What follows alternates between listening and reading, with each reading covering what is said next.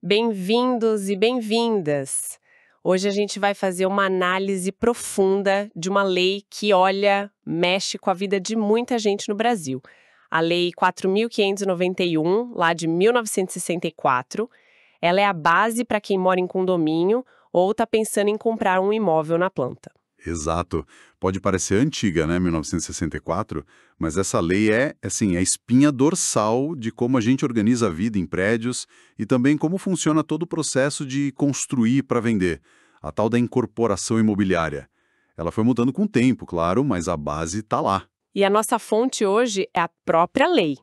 A ideia aqui é descomplicar um pouco esse texto, entender o que é direito, o que é dever e como ela organiza essas relações que às vezes são bem complexas, né? Preparados para esse mergulho? Vamos nessa. A lei tem basicamente duas partes grandes, né? Uma sobre o condomínio em si, o dia a dia, e a outra sobre a incorporação, que é quando o prédio está sendo construído e vendido. Podemos começar pelo condomínio? Ótimo. Então, a primeira dúvida que surge quando a gente fala de condomínio é, tá, o que é meu de verdade, o que eu tenho que dividir com todo mundo? Como é que a lei define isso? Boa pergunta. A lei criou o que a gente chama de unidade autônoma. Pensa num seu apartamento ou numa sala comercial.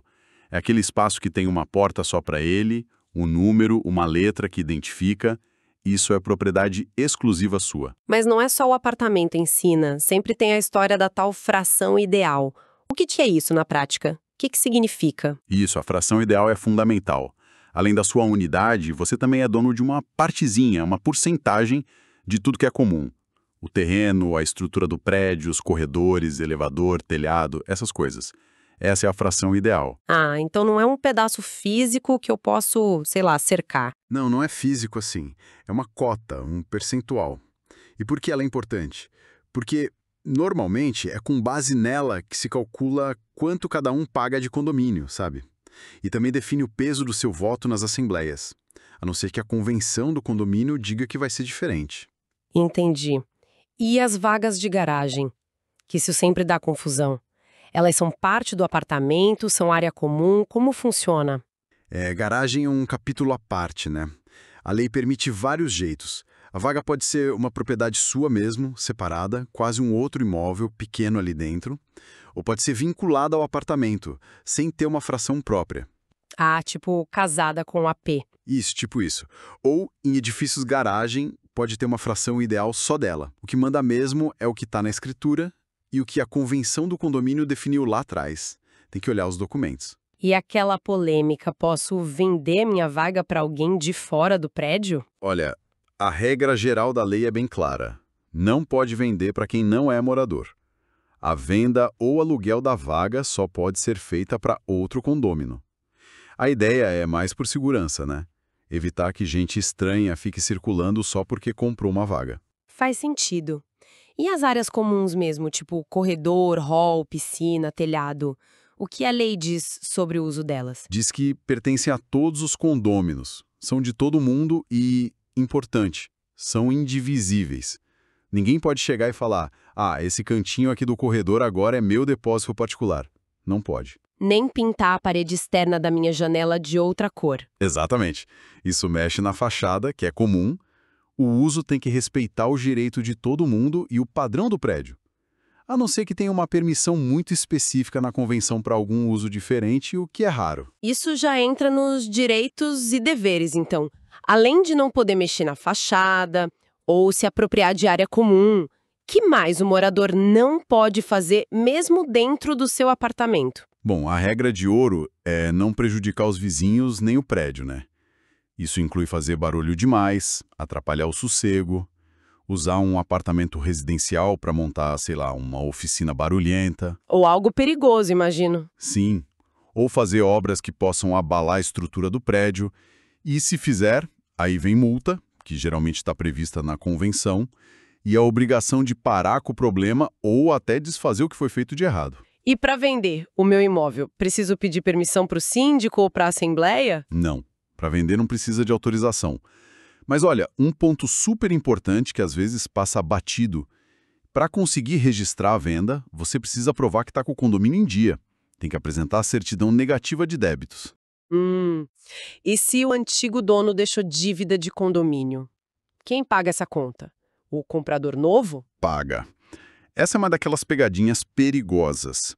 A dívida de condomínio acompanha o imóvel, não a pessoa. É o que o pessoal do direito chama de obrigação propter rem. Então, quem compra assume tudo que ficou para trás. Juros, multa, tudo. Nossa, então tem que pedir essa certidão antes de fechar negócio, né? Senão é cilada. Fundamental. É a primeira coisa a pedir. Agora, a gente falou muito da convenção de condomínio. Que documento é esse, afinal? Qual a força dele? Pensa na convenção como se fosse a constituição do prédio, sabe? É a lei maior ali dentro. Ela que define as regras principais de como as coisas funcionam, como conviver, como administrar. E para ela valer para todo mundo, atuais e futuros moradores, ela tem que ser aprovada por donos que representem no mínimo 2/3 das frações ideais. 2/3. Bastante gente. Sim, um quórum alto e depois tem que ser registrada no cartório de imóveis, aí ela vira obrigatória para todo mundo. E o que ela tem que ter, assim, de mais importante? O que ela define? Ela detalha muita coisa. O que é área privada, o que é comum, como usar essas áreas comuns, como vai ser o rateio das despesas, né? Quem paga o quê, como o síndico é eleito, quais os poderes dele. As regras das assembleias também? Sim, como convocar, como votar, os quórums para cada decisão, se vai ter fundo de reserva para emergências e até como mudar a própria convenção lá na frente. É o manual completo do condomínio. E as despesas do dia a dia? Conta de luz da área comum, funcionário, como funciona o pagamento e se alguém atrasa a cota? Cada um paga a sua parte, a cota condominial, né? Geralmente calculada pela fração ideal, como a gente falou. Se atrasar, a lei já prevê juros e multa em cima do valor corrigido. E quem tem que cobrar isso é o síndico. O síndico pode ir para a justiça cobrar? Pode e deve. A lei dá a ele o poder de cobrar, inclusive entrando com ação na justiça, que costuma ser um processo mais rápido para a dívida de condomínio. E quem é esse síndico? Qualquer um pode ser. Qual o papel dele exatamente? O síndico é o administrador, né? Ele é eleito pela Assembleia. O mandato é de no máximo 2 anos, mas pode ser reeleito.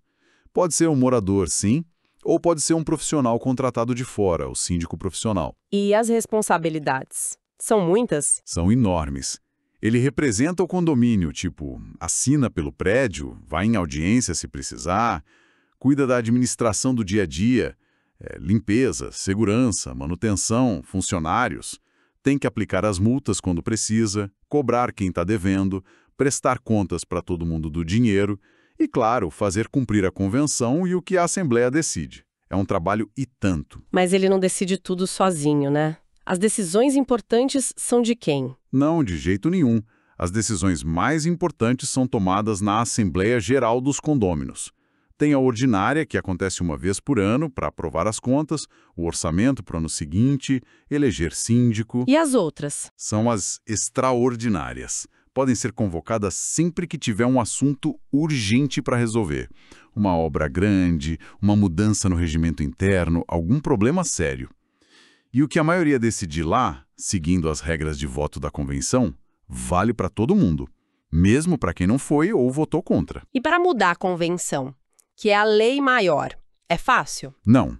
Aí a lei exige um quórum bem alto. Precisa do voto de 2/3, 2/3, de todos os condôminos, não só dos presentes na Assembleia, justamente por ser a regra fundamental. Falando em regras, a lei obriga a ter algum tipo de seguro para o prédio? Para segurança mesmo? Sim, isso é bem direto na lei. Todo condomínio é obrigado a ter um seguro contra incêndio ou outro acidente que cause destruição. E esse seguro tem que cobrir tanto as partes comuns quanto as unidades autônomas, os apartamentos. E quem paga por esse seguro? É despesa comum do condomínio, entra no rateio normal. E tem até prazo para fazer esse seguro, 120 dias depois que o prédio fica pronto e recebe o abscício. Se não fizer, o condomínio pode ser multado. E se o pior acontece? Tipo, uma parte grande do prédio é destruída por algum acidente. A lei também pensa nisso. Se a destruição for muito grande, mais da metade do prédio tem que chamar uma assembleia especial só para decidir o que fazer. As opções são reconstruir ou vender o terreno e dividir o dinheiro. E quem decide isso? Precisa do voto de quem representa metade mais uma das frações ideais. Se a maioria decidir reconstruir, quem não quiser ou não puder pagar a sua parte na reconstrução, não é obrigado. Mas aí a lei dá um jeito. A maioria pode comprar a parte dessa minoria que discordou. O valor é avaliado judicialmente, para ser justo. É um mecanismo interessante, né? Evita que tudo fique parado porque uma minoria não quer reconstruir. Busca o consenso, mas dá uma saída para não travar. Protege o patrimônio de todos, no fim das contas. Entendi. Acho que deu para ter uma boa ideia de como a lei organiza a vida em condomínio. Agora vamos virar a chave para quando o prédio ainda está no papel ou começando a subir. As incorporações imobiliárias. O que é isso exatamente? Incorporação imobiliária é basicamente a atividade, o negócio de construir um prédio ou vários, já pensando em vender as unidades separadas, apartamentos, salas comerciais, etc. Pode ser durante a obra ou depois de pronto. E quem faz isso é o incorporador. Só pode ser uma construtora gigante. Não precisa ser gigante. O incorporador pode ser o dono do terreno que decide construir para vender. Pode ser a própria construtora, pode ser um corretor que organiza o negócio, ou até uma pessoa física que resolve empreender. Então o importante não é quem bota a mão na massa para construir. Exato. O ponto central é quem está promovendo a venda daquelas futuras unidades ligadas à construção. Mesmo que ele contrate outra empresa para fazer a obra, o incorporador é o responsável final perante quem compra. Ele que garante que o prédio vai ser entregue, no prazo certo, do jeito que foi prometido. A responsabilidade é grande. E se alguém só vende umas frações do terreno, mas já tem um projeto para o prédio, ele vira incorporador? Vira. A lei é bem clara nisso. Se você começa a vender pedaços de um terreno e já existe um projeto de construção aprovado, ou até mesmo só esperando a aprovação na prefeitura, você já é considerado incorporador para todos os efeitos legais. Tem que cumprir todas as regras. Isso evita que alguém venda lotes num terreno dizendo que vai ter prédio, mas sem se comprometer de verdade com a construção, né? Exatamente. É uma proteção importante para quem compra na planta. Falando em proteção, tem um negócio chamado patrimônio de afetação, né? Muita gente ouve falar. O que é isso? Sim, esse é talvez um dos avanços mais importantes na lei para proteger quem compra na planta, viu? Foi incluído depois, não é da lei original de 64. E como funciona? É tipo um seguro? Não é um seguro. É mais como criar uma caixinha jurídica separada só para aquele prédio que está sendo construído. Dentro dessa caixa ficam o terreno, a obra em si, todo o dinheiro que os compradores pagam por aquele empreendimento específico e também os financiamentos que o incorporador pegou para aquela obra. E por que isso protege o comprador? Qual a vantagem? A grande vantagem é o seguinte: tudo que está dentro dessa caixinha fica separado do resto do patrimônio do incorporador. Se ele tiver dívidas de outros negócios, se ele tiver problemas financeiros ou até falir, os credores gerais dele não podem botar a mão no dinheiro e nos bens daquela obra que está com o patrimônio de afetação. Então o dinheiro dos compradores daquele prédio não some para pagar outras dívidas do incorporador. Exatamente. Aquele patrimônio, terreno, obra, dinheiro dos compradores só pode ser usado para pagar as contas e obrigações da própria obra. Isso dá uma segurança muito maior. E se o pior acontecer mesmo? Tipo, a incorporadora quebrar no meio da construção. Se o empreendimento tiver o patrimônio de afetação registrado direitinho no cartório de imóveis, tem que registrar para valer, aí os próprios compradores podem se organizar. Eles elegem uma comissão e decidem o que fazer. Tipo o quê? Eles podem decidir continuar a obra por conta própria, contratando outra construtora, usando o dinheiro que ainda tem na caixinha, ou podem decidir vender tudo do jeito que está, o terreno com a construção pela metade, por exemplo, e dividir o dinheiro entre eles para reduzir o prejuízo. O controle sai da mão do incorporador que faliu. Nossa, isso é realmente uma proteção forte. Mas antes mesmo de começar a vender, de colocar anúncio, o que esse incorporador precisa fazer para mostrar que o negócio é sério, que não é golpe? Ele tem uma lição de casa enorme para fazer.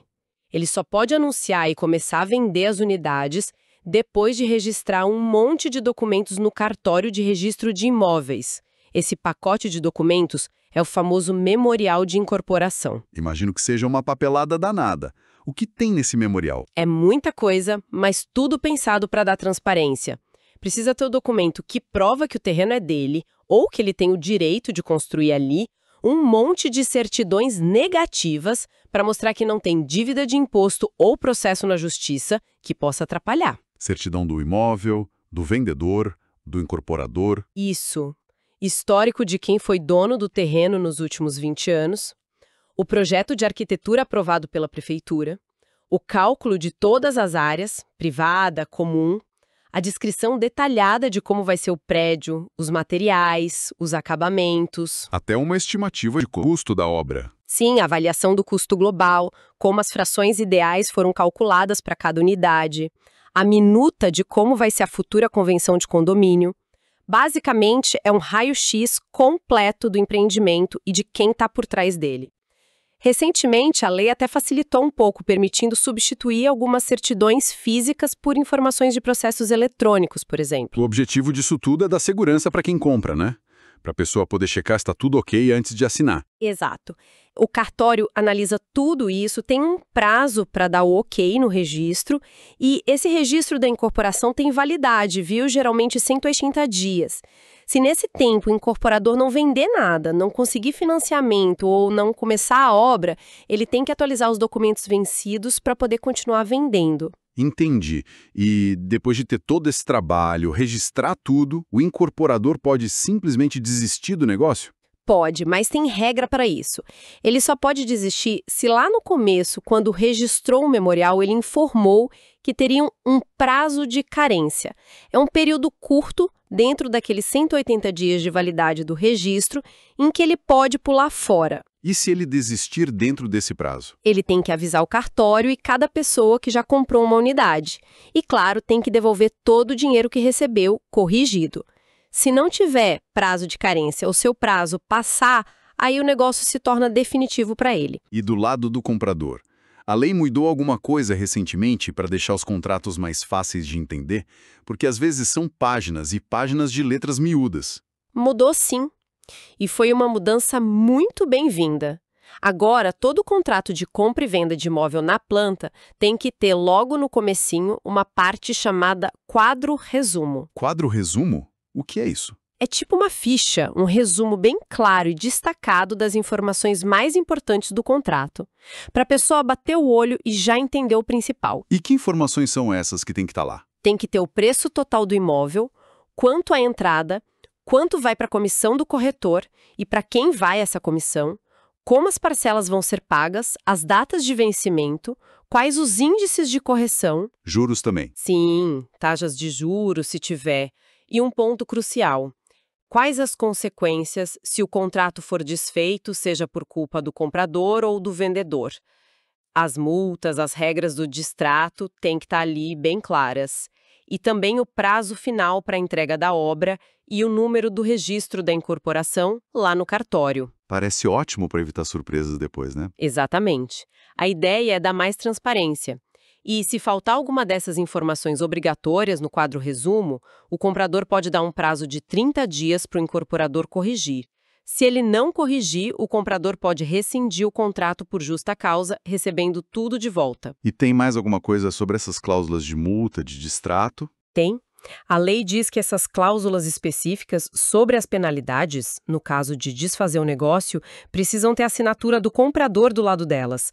Não basta assinar só no final do contrato. É para garantir que ele realmente viu e entendeu aquelas condições mais pesadas. Entendi.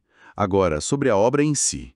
Como ela é paga, quem assume o risco do custo estourar? Basicamente, tem dois jeitos principais de contratar a construção. Um é por empreitada. Aí o incorporador ou a construtora dá um preço pela obra toda, que pode ser fixo ou reajustável por algum índice.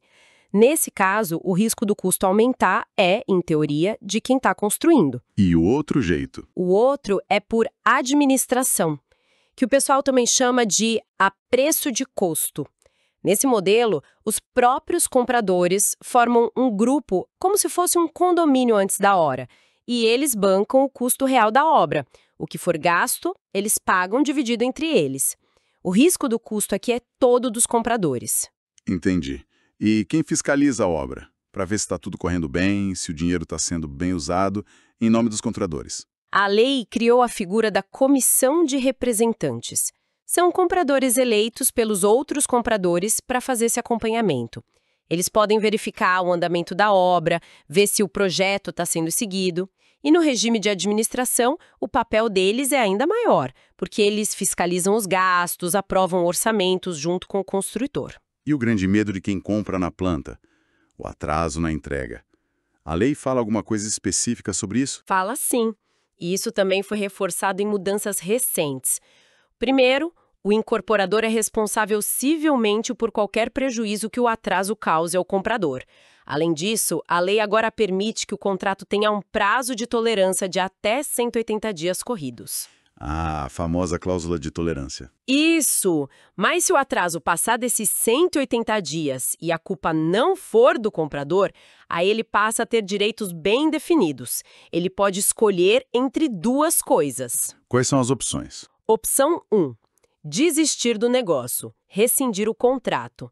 Nesse caso, ele tem direito a receber tudo que pagou de volta integralmente, corrigido e mais a multa que estiver prevista no contrato por causa do atraso do incorporador. O prazo para receber essa devolução é de até 60 dias. E a opção 2? Se ele ainda quiser o imóvel. Opção 2. Ele decide esperar pelo imóvel, mesmo com atraso além da tolerância.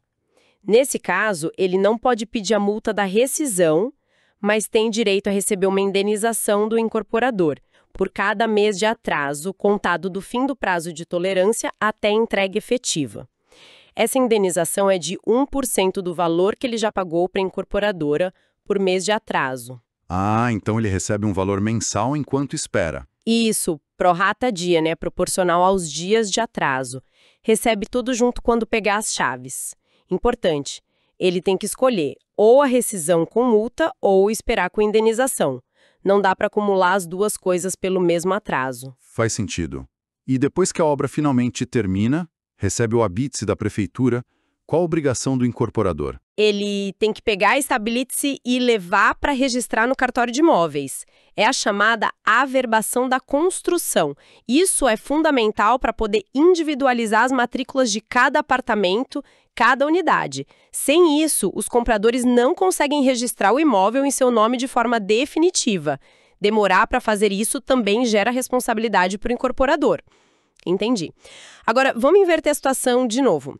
E se é o comprador que, depois de assinar o contrato, não consegue mais pagar as parcelas ou simplesmente muda de ideia e quer desistir? Ele perde tudo o que já pagou? Não perde tudo, mas também não recebe tudo de volta, geralmente. A lei, com as alterações recentes, principalmente o artigo 67A, veio para regular justamente essa situação do distrato, que é quando o comprador desiste.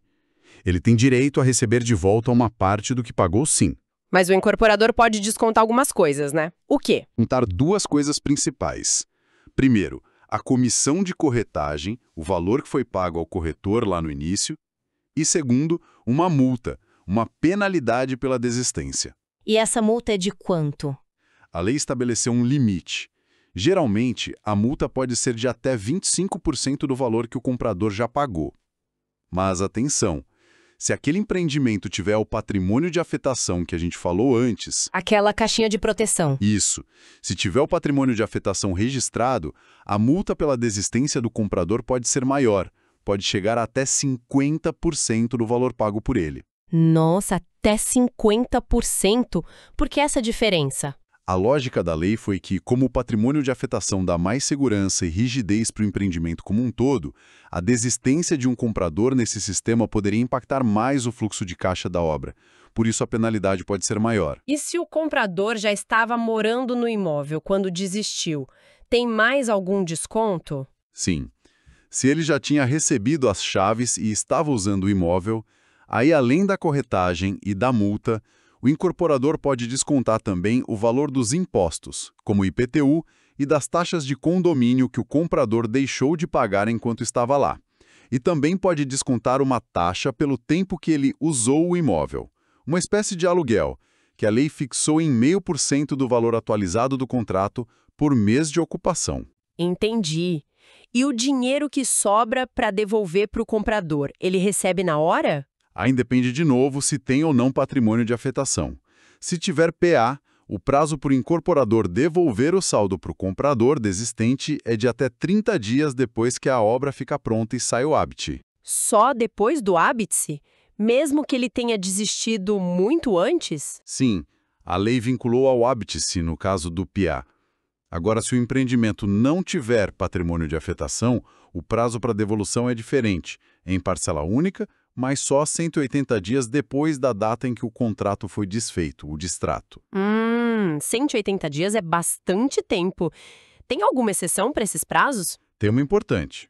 Se antes de vencer esses prazos, 30 dias pós a hábice no PIA ou 180 dias no sem PIA, o incorporador conseguir revender aquela unidade específica que foi objeto do distrato para outra pessoa, aí ele tem que antecipar o pagamento para o comprador que desistiu. Tem que pagar em até 30 dias contados da data da revenda. Ah, isso é bom. E tem algum caso em que o comprador pode desistir e receber 100% de volta? Sem nenhuma multa, sem desconto de corretagem, nem nada? Tem sim. É o chamado direito de arrependimento. Mas ele só vale por 7 dias depois da assinatura do contrato. E especificamente para contratos que foram assinados em estandes de vendas ou fora da sede do incorporador, tipo numa feira, ou se o vendedor foi até a casa da pessoa. Ah, é para proteger de compra por impulso, talvez. Exato, essa é a ideia. Nesses casos específicos, se o comprador se arrepender dentro de 7 dias, ele pode cancelar tudo e recebe 100% de volta, inclusive o que pagou de corretagem. Mas passou esses 7 dias ou se comprou direto na sede da empresa, aí vale a regra do distrato com as deduções que a gente comentou. Para a gente ir fechando essa parte, a lei pega pesado se o incorporador agir de má fé, fizer propaganda enganosa, essas coisas? Pega sim. Fazer afirmação falsa sobre a construção ou a venda, por exemplo, é considerado crime contra a economia popular. A pena pode ser de prisão e multa. E outras falhas, tipo vender sem ter o registro do memorial. Vender sem registro, não entregar os documentos para o comprador, paralisar a obra sem motivo justo por mais de 30 dias, essas coisas são consideradas contravenções pela lei e também são punidas com multa. A ideia é realmente forçar o incorporador a seguir as regras e proteger quem está comprando. Ufa, acho que conseguimos dar uma boa geral, hein? Passamos pela estrutura do condomínio na Lei 4.591, o que é de quem, áreas comuns, regras de uso, a importância da convenção, o papel do síndico, das assembleias. Isso. E a parte do seguro obrigatório, como lidar com grandes problemas como destruição parcial. E depois mergulhamos nas incorporações. Entendemos quem é o incorporador, a responsabilidade dele, toda a papelada necessária antes de vender o memorial de incorporação.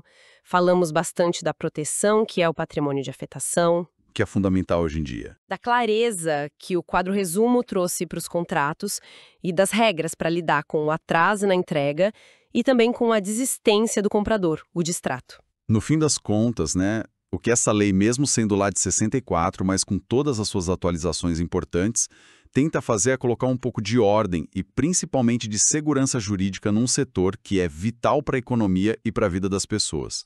Ela busca equilibrar os pratos da balança. De um lado, o incorporador, que está correndo o risco do negócio. Exato. E do outro lado, o comprador, muitas vezes a pessoa física, que está colocando ali a economia de uma vida toda no sonho da casa própria. Por isso a lei insiste tanto na formalidade, no registro em cartório, na transparência dos contratos. São as ferramentas para tentar evitar que esse sonho vire um pesadelo. Fica, então, uma reflexão para a gente levar, O mercado imobiliário não para de mudar. Hoje a gente tem prédio inteligente, tem novos modelos de negócio pipocando, como multipropriedade. Tem toda a discussão das locações por aplicativo dentro dos condomínios residenciais. Será que a Lei 4.591, mesmo atualizada, ainda consegue dar conta de todos esses novos desafios? O que mais talvez precise ser ajustado para ela continuar sendo uma ferramenta eficaz e justa para as próximas décadas? É algo para a gente pensar.